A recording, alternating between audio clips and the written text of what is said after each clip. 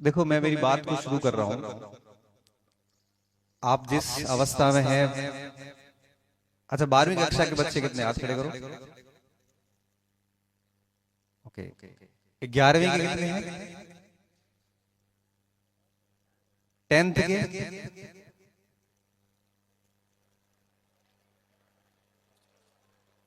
9th के? कम है 9th के बच्चे ना। हाँ।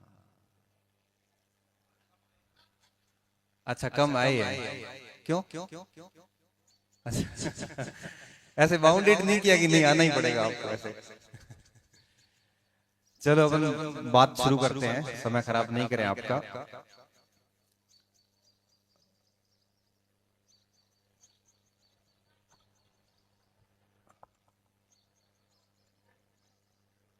अब आप शांत हो तो मैं बात शुरू करूं, नहीं तो क्या बोलूं बताओ।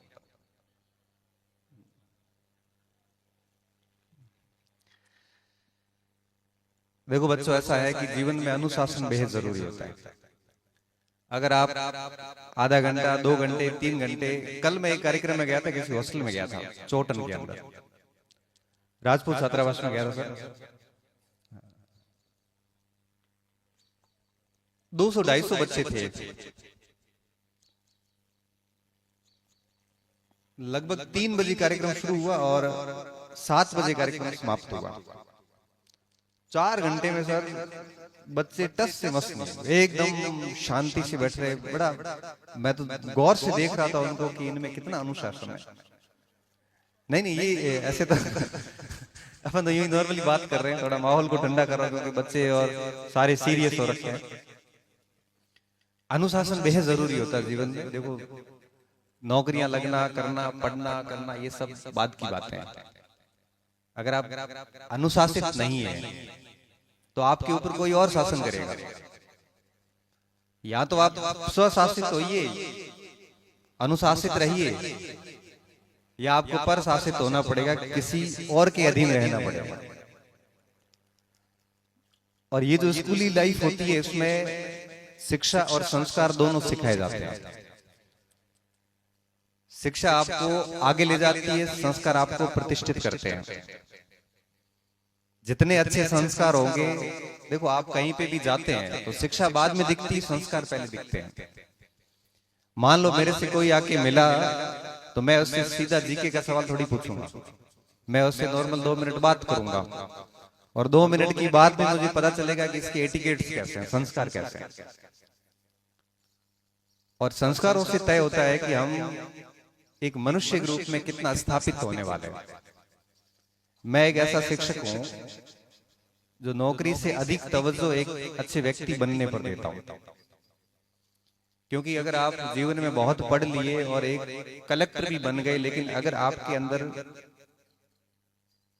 व्यक्तित्व के गुण नहीं है अच्छे, अगर अच्छे संस्कार नहीं है, तो अब आईएएस बन के भी कोई काम के नहीं है।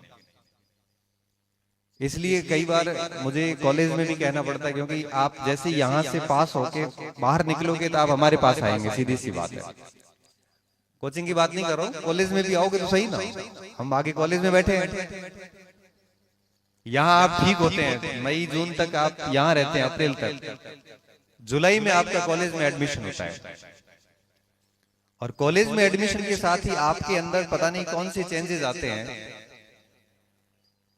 वहां आने के बाद स्टूडेंट बिल्कुल अलग हो जाता है, न किसी की बात सुनता है, पढ़ाई वढ़ाई से उसका दूर दूर का कोई नाता नहीं, विभिन्न सारी गलत संगत में पड़ जाता है।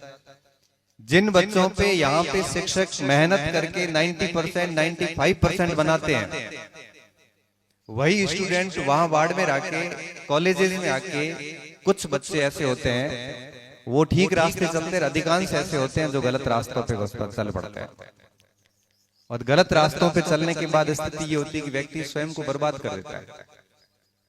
आपकी बर्बादी और आपकी आबादी, ये दोनों आपके ऊपर निर्भर होते हैं।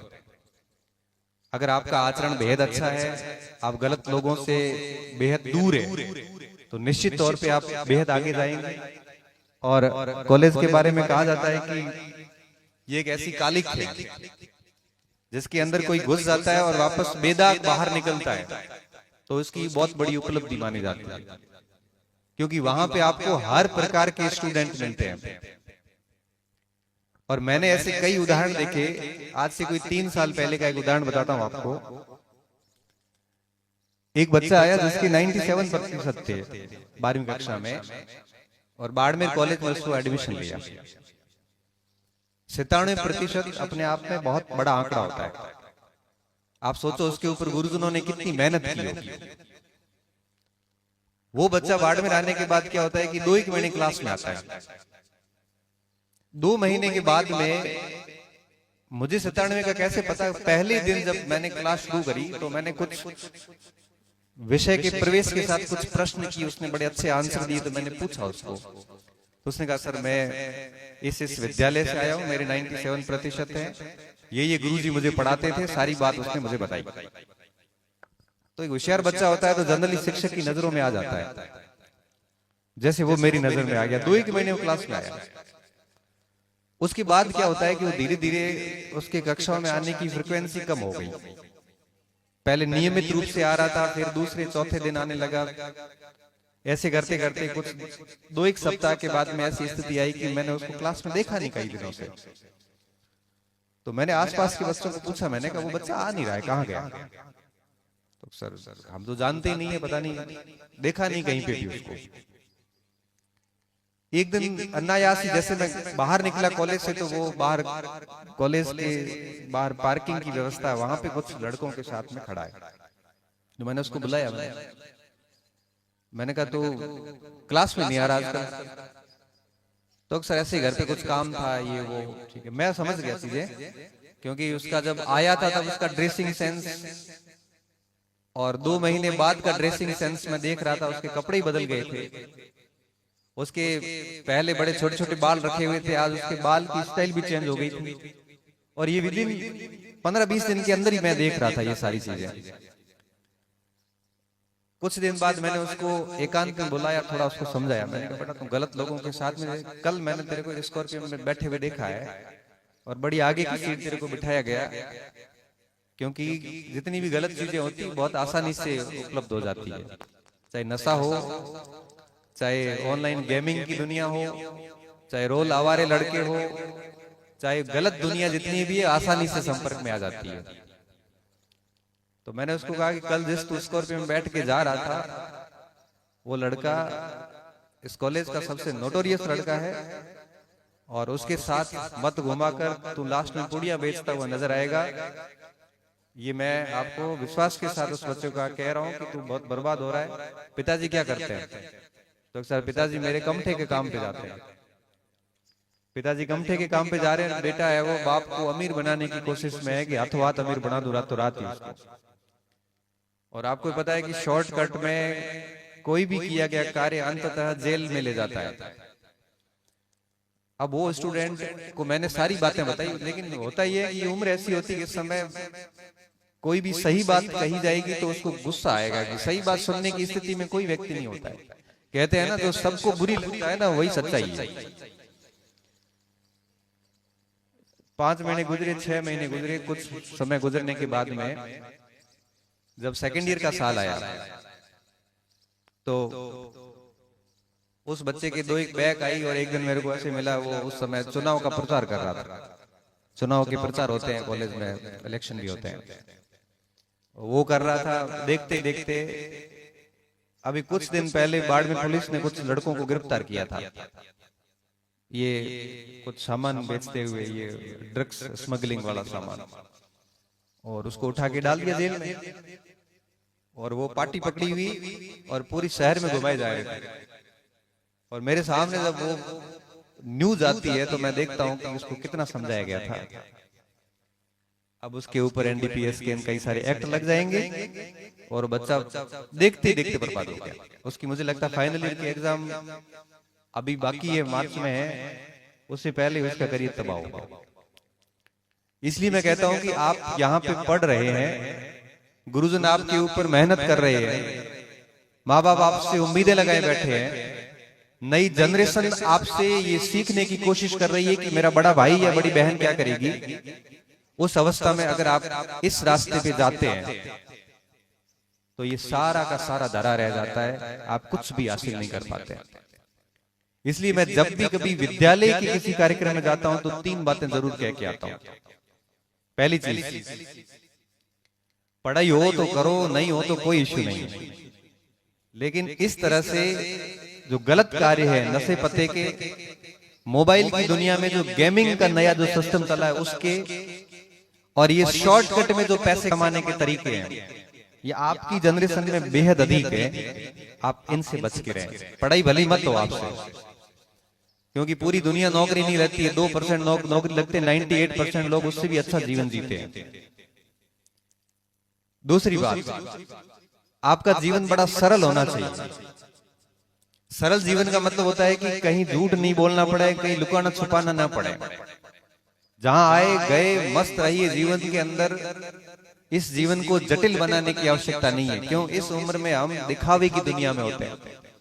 हमारे बारे में ये कहा जाता है कि ये जो जनरेशन है ये सफल बनने की कोशिश नहीं करती है, सफल दिखने की कोशिश करती है। सफल बनने की कोशिश नहीं करती, बल्कि सफल दिखने की कोशिश करती है। सफल दिखने की कोशिश है दिखावे और विभिन्न प्रकार की डींगे हाँकने तक सीमित होती है। सफल दिखने की कोशिश में आप सफल कभी होंगे नहीं। इसलिए इस प्रकार की चीजों से हटके आप एक बड़ा सरल सा जीवन जिए, अच्छे मित्र अपने पास में रखें और 4-5 घंटे बढ़िया रेगुलर पढ़ाई करें और गलत आदतों से हमेशा दूर रहें।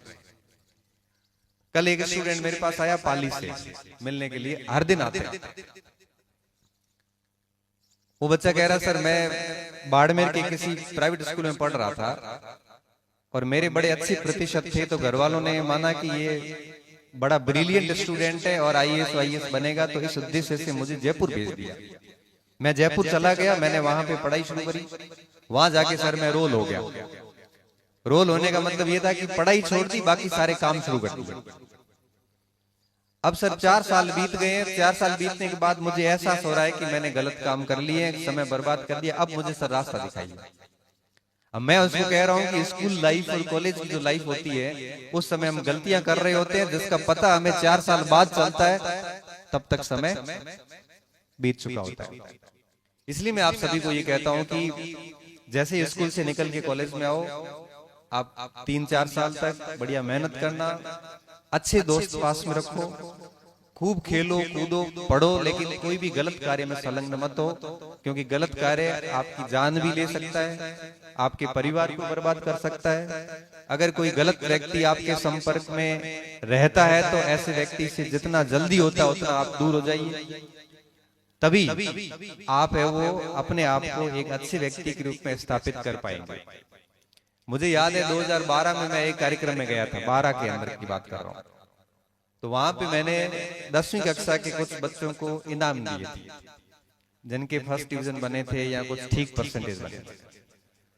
2024 में सर मैं एक कार्यक्रम में गया, तो वो स्टूडेंट वापस आके मुझे कहता है, वो मेरे साथ ही मंच पे ही मंच साझा कर रहा था, क्योंकि अभी वो तहसीलदार बन गया। मुझे याद नहीं रहा कि वो बच्चा 10वीं कक्षा में मेरे से सम्मानित हुआ था। हमारे को याद सच में नहीं रहता, क्योंकि हम पता नहीं कितने कार्यक्रम में जाते हैं। अब क्या हुआ, हम ऐसे पास में बैठे थे, तो उसने कहा कि सर आप तो मुझे नहीं जानते, लेकिन मैं कुछ बताना चाह रहा हूं आपको। मंच पे हम यूं ही बात कर रहे थे, तो उसने कहा कि सर 2010 के अंदर, सॉरी 2002 के 12 के अंदर मैं 10वीं कक्षा पास करके आया था, आपने हमें एक फाइल देके सम्मानित किया था। पूरी सारी चीजें बात बताई, और पिछले बैच में उसका राजस्थान तहसीलदार सर्विस में RTS में सिलेक्शन हुआ।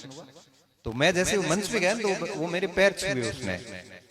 तो मैं एक बार तो समझ नहीं पाया कि भाई अतिथि है, पैर किस लिए छुए। कई बार तो क्या है कि ऑनलाइन दुनिया में मेरे 1-1.5 लाख स्टूडेंट है, पता नहीं चलता मैंने किसको पढ़ाया किसको नहीं पढ़ाया, शक्लें देखी नहीं होती। हो सकता है मैंने कहा पढ़ाया हुआ, फिर पता चला कि भाई ये तो तहसीलदार सर्विस में, मैंने तो नहीं पढ़ाया होगा डेफिनेटली। फिर मैंने पूछा तो कहा कि सर 2012 के अंदर मैं आपसे सम्मानित हुआ था, और उस समय भी मैंने यही बातें बताई थी कि नौकरी वोकरी लगे तो लगे, कोई बात नहीं, नहीं लगे तो भी कोई बात नहीं, लेकिन एक जीवन बढ़िया अच्छा होना चाहिए, ताकि जीवन में जब भी आप भी कभी किसी के बाप बनेंगे या दादा दादी बनेंगे तो कम से कम बच्चों को सही शिक्षा तो दे पाओगे, नहीं तो आप गलत करोगे तो आप अपने बच्चों को कभी नहीं कह पाओगे कि आप ये मत करना ये मत करना। तो उस स्टूडेंट ने मुझे क्या बात कही, उसने कहा कि सर 2012 के बाद से मेरी पढ़ाई धीरे धीरे चलती रही, उसके बाद में उसने अपनी यात्रा बताई और पहले अटेम्प्ट में उसका तहसीलदार सर्विस में सिलेक्शन हो गया। तो मुझे ऐसा बड़ा अच्छा लगता है कि इस स्कूली लाइफ में अगर आप कोई अच्छा निर्णय ले लेते हैं और अच्छी चीजें अपनाने का फैसला कर लेते हैं तो मैं चाहूंगा कि भविष्य में मैं कभी यहाँ पे वापस आऊं तो आप भी मेरे साथ इस मंच पे है वो बैठे और इस पे क्यों किसी और बड़े कार्यक्रम में मैं जाऊं और आप कहो कि सर आप एक बार विजय मेमोरियल स्कूल में आए थे और वहां पे आपने हमें है वो 4 शब्द कहे थे और वहां से अपना डायरेक्शन हमने चेंज किया, पढ़ना शुरू किया। आप बताओ कि शिक्षक के लिए ये सबसे बड़ी उपलब्धि होती है जब यहां से बैठा हुआ कोई बच्चा यहां पे आता है तब ये बातें होती है सार्थक, नहीं तो ये बोलना करना सब फिजूल हो जाता है। हम हर जगह बोलते हैं लेकिन 100 में से 1-2 बच्चे उस बात को अपना लेते हैं। वापस वही बात है, समय की कमी है। अब मैं भी प्रस्थान करूंगा, आगे कहीं और भाषण देना है 2-3 जगह पे और उम्मीद करता हूं आप सभी बढ़िया पढ़ेंगे। मेरी कहीं पर भी आवश्यकता हो तो आप मुझे याद करना। इस विद्यालय के कई बच्चे मैंने पढ़ाए हैं, खेताराम इस विद्यालय का स्टूडेंट है। हाँ मैं वहीं जा रहा था, वो मेरा स्टूडेंट 2016-17 में मेरे पास आया था कि सर मेरे को नौकरी लेनी, मुझे नहीं पता मुझे कैसी लेनी है। मैंने कहा मैं बता रहा हूँ वैसा कर लेना, काम अपना अपन कर ले। 2 साल वो बच्चा मेरे पास रहा, खेताराम अभी आया हुआ होगा या आने वाला होगा, कह रहा मैं सर लेने आऊंगा आपको। बीएड चल रही थी और मेरे को कहा सर मुझे नौकरी चाहिए, बाकी मुझे पता नहीं, मेरे आसपास भी किसी की नौकरी है नहीं। तो मैंने कहा तेरे को लेक्चरर बनाते हैं। उसने कहा सर लेक्चरर? मैंने कहा लेक्चरर हो जाएगा, क्यों नहीं होगा, मेरा भी तो हुआ है। मैं 10वीं में 49% लेके आया था, 50 में से 1 कम। तेरे कितने हैं? तो उसने तो ठीक बताया। मैंने कहा तेरे तो अच्छी परसेंटेज है। फिर 12वीं में मैंने खूब मेहनत की, उसके बावजूद भी मेरे तो 61 बने। मैं तो बड़ा जीवन में मस्त व्यक्ति रहा हूँ, जहाँ खेलना था खेलता हूँ, जहाँ नृत्य करना नृत्य कर लेता हूँ, गीत गाना है गीत गा लेता हूँ, पढ़ना है वहां पढ़ लेता हूँ, कहीं वाद विवाद करना है तो वाद विवाद कर लेता हूँ, कहीं भाषण देना है तो भाषण दे देता हूँ। तो जब मेरा हो सकता है तो तेरा क्यों नहीं हो सकता? तो सर आपको गाइडेंस मिला होगा। मैंने कहा मेरे को कोई गाइडेंस नहीं मिला, तेरे को मैं मिल रहा हूँ ना, मैं बताऊं वैसा कर लेना, अपना काम हो जाएगा। वो आया RAS बैच में आया था उस समय, मैंने बुक्स बताई। सर वो इतना सिंसियर बच्चा, अब बच्चा तो क्या रहा, अब तो राजपत्रित अधिकारी है, पर मेरे लिए वो आज भी बच्चा ही है। इतना सिंसियर की जैसा कहा वैसा ही किया। ये अरियंत पढ़नी अरियंती पढ़नी, इसके लिए ये किताब पढ़नी तो यही पढ़ी। पढ़ता गया सीधी लेक्चर की करवाई। उसकी हिम्मत देखो, उसने कहा कि मेरे पे गुरु पे ऐसे भरोसा करते हैं, भरोसा पूरा कर लिया। और अब क्या हुआ कि BA इसकी फर्स्ट ग्रेड की परीक्षा आई और इसके बीएड और MA का उस समय तक रिजल्ट कुछ आया हुआ नहीं था। मेरे को आया सर मैं तो पात्र नहीं हो रहा हूँ, कैसे होगा? मैं हो जाएगा, रिजल्ट आ जाएगा, टेंशन मत लेना। और परीक्षा हुई, परीक्षा के बाद में पहले अटेम्प्ट में उसका ज्योग्राफी के अंदर स्कूल लेक्चरर में बढ़िया रैंक से सिलेक्शन हो गया। तो आज सुबह फोन आया तो मैंने कहा कि उसने कहा सर आ जाओगे 1 बजे तक। मैंने कहा मैं विजय मेमोरियल स्कूल में जाऊंगा। तो सर वो तो मेरा पूरा स्कूल है, मैं वहाँ का एलुमनी हूँ। तो मैं और भी गौरव की बात है कि मैंने यहाँ के एक एलुमनी, ऐसे कई एलुमनी होंगे पर एक मुझे याद है। तो ऐसे कई बच्चे आप में से हमारे पास आते हैं और अगर गुरु के प्रति श्रद्धा रख के आप काम कर लोगे तो मैं आपको कह सकता हूँ कि आप जीवन में कभी भी असफल नहीं होंगे। वो बहुत जरूरी है। मैं 12वीं कक्षा में था तो हमारे अशोक जी मीणा सर थे। मैं मीणा जी के पास में गया। मीणा जी बिल्कुल नए फ्रेश प्रोफेसर बन के आए थे, स्कूल लेक्चर बन के आए थे, जिनकी उम्र 22-23 साल मुश्किल से रही होगी। इतनी छोटी उम्र में स्कूल लेक्चर को देखे तो हम भी प्रभावित हुए कि सर से बात करते हैं।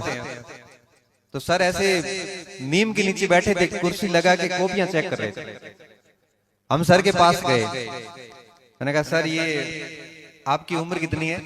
अब गुरुजी को सीधी उम्र पूछने का मतलब क्या? उसने कहा इधर मुर्गा बन। हाँ मुर्गा बन गए। फिर उन्होंने क्या खड़ा हो, ये क्यों पूछा? मैंने कहा सर इसलिए पूछा कि आप बहुत छोटे लग रहे हो और कैसे बने हो, मतलब क्या किया था ऐसा? तो कुछ नहीं, एमए किया, बीएड किया, भर्ती आई, नौकरी लग गई और खूब तैयारी करी, किताबें पढ़ी। तो सर हमने कहा सर हमें भी ये लेक्चरर बनना है स्कूल में। उन्होंने कहा बेटा 12वीं कर लो, उसके बाद बीए होगी, उसके बाद बीएड होगी, उसके बाद एमए कर लेना। मैं किस में करनी है? जिस विषय में आपकी पसंद हो, और उसके बाद में उसके किसी शिक्षक से मिलना, वो किताबें बता देगा, पढ़ना और हो जाएगा। अब हम उनसे इतना प्रभावित थे कि हर दिन कहीं अकेले मिले और जब जाके वहां जाके चिपक गए और वहां जाके उनसे 10 बातें करनी। क्यों? क्योंकि बड़ा अच्छा लग रहा था उनसे बात करना, क्योंकि वो नए नए आए थे। और फिर उन्होंने हमें कुछ ऐसी बातें बताई कि गुरु का किस तरह से सम्मान करना है, किस तरह से पढ़ना है। हर दिन हम पूछते थे और वो बताते थे, और परिणाम ये निकला कि हम प्रोफेसर साथ में बने। स्कूल लेक्चरर तो वो हमारे से बहुत पहले थे, और जैसे ही मेरा एमए हुआ और उसके बाद में प्रोफेसर की जब भर्ती आई, तो अशोक जी और मैं एक ही बैच के प्रोफेसर हैं। तो एक बार यूं ट्रेनिंग में मिले कहीं, तो मैंने पैर छुए, उसने कहा बड़ा पैर मत छू, अब तो मेरे छूने जैसी स्थिति है कि मेरा बच्चा तेरे से पढ़ रहा है। अब उनका लड़का मेरे से पढ़ रहा है सर, इतिहास पढ़ रहा है, क्योंकि वो तो इकोनॉमिक्स के थे। अब आप सोचिए कि हम जब उनके साथ बैठते हैं बड़ा अच्छा सा लगता है कि ये हमारे गुरु है और इन्होंने जैसा किया वैसा हमने किया। इसलिए मैं आपको कहता हूं कि किसी भी प्रकार की गलत आदतों में नहीं रहना। जैसा अपना गुरु कहता है, किसी एक दो ऐसे अच्छे मोटिवेटर पास में रखिए, उनकी अंगुली पकड़ लीजिए, बस उनको छोड़ना नहीं है। डांट दे तो भी नहीं छोड़ना है, नहीं बताने की इच्छा है तब भी उनको टॉर्चर करते रहो। सर इसके लिए क्या पढ़ना, सर इसके लिए क्या करना है। जितना शिक्षक को परेशान करोगे पूछ पूछ के, उतना शिक्षक को भी छुट्टी के बाद आनंद आता है कि कितना बच्चे कितने इंटरेस्टेड है, और आपको भी बहुत सीखने को मिलेगा। वो जेम्स मिल ने अपनी पुस्तक उपयोगितावाद में एक बात लिखी है कि एक असंतुष्ट, जो एक संतुष्ट मानव होता है ना, उससे बेहतर एक असंतुष्ट सूअर होता है, और एक संतुष्ट मानव से एक असंतुष्ट सुकरात होना ज्यादा बेहतर है। थोड़ी बात गहरी होगी, लेकिन मैं बताने की कोशिश कर रहा हूं कि मनुष्य संतुष्ट हो जाने के बाद में जीवन में पिछड़ जाता है। इसलिए हमेशा असंतुष्ट रहना चाहिए, और वही व्यक्ति प्रोग्रेस करता है जो अपनी वर्तमान स्थिति से असंतुष्ट होता है। इसलिए कहते हैं जितने आप असंतुष्ट रहेंगे उतने आप और पूछोगे लोगों से, जितना पूछोगे और सीखने को मिलेगा, और जितना सीखने को मिलेगा उतना ही आप आगे बढ़ते जाओगे। तो अपने गुरुजनों का खूब सारा उपयोग लीजिए, अपने गुरुजनों की बात को मानिए, जीवन में खूब पढ़िए, और अपना ही नहीं बल्कि पूरे समाज, परिवार और विद्यालय का नाम रोशन करिए। जब हम स्कूली जीवन में थे, जब मैं स्कूली जीवन में था उस समय, तो हमने किसी को गौरवान्वित महसूस नहीं करवाया, न हमारे से शिक्षक कोई ज्यादा खुश थे। कॉलेज में आए तब भी यही हालत थे, लेकिन उसके बाद में पढ़ाई करी, मेहनत करी, और जैसी नौकरियां लगी तो आज हमें हमारे पूर्व स्कूल वाले बुलाते हैं और कहते हैं, बड़ी शान से कहते हैं कि हमारे अपने स्कूल का स्टूडेंट रहा होगा। और हमारे लिए वो जीवन का सबसे अहम लम्हा होता है जब हमारे पुराने शिक्षक ये कह के परिचय करवाते हैं कि ये अपने पुरानी एल्यूमिनी है या अपने विद्यालय के स्टूडेंट रहे। इससे बड़ी कोई उपलब्धि नहीं हो सकती। और खूब पढ़िए, मेहनत करिए, और पूरे विद्यालय प्रशासन का मैं धन्यवाद करूंगा, मुझे यहाँ पे आमंत्रित किया। और गुरुजनों को कहना चाहूंगा कि आप इन बच्चों को बड़ी शिद्दत से पढ़ाइए। ये रॉ मटेरियल है, कच्ची मिट्टी है, इसको आप जैसा बनाओगे वैसा ये बन जाएंगे। आपके ऊपर बहुत बड़ी जिम्मेदारी है इन बच्चों को संस्कारित करने की, शिक्षित करने की और इनको आगे बढ़ाने की। उस भूमिका का आप बढ़िया निर्वहन कर रहे हैं और बढ़िया करिए, अपडेट रहिए और इनको पढ़ाइए। मैं तो कहता हूँ जितना ज्यादा पढ़ाओगे उतना आपका कद और बढ़ता जाएगा। बहुत बहुत धन्यवाद। जय हिंद, जय भारत।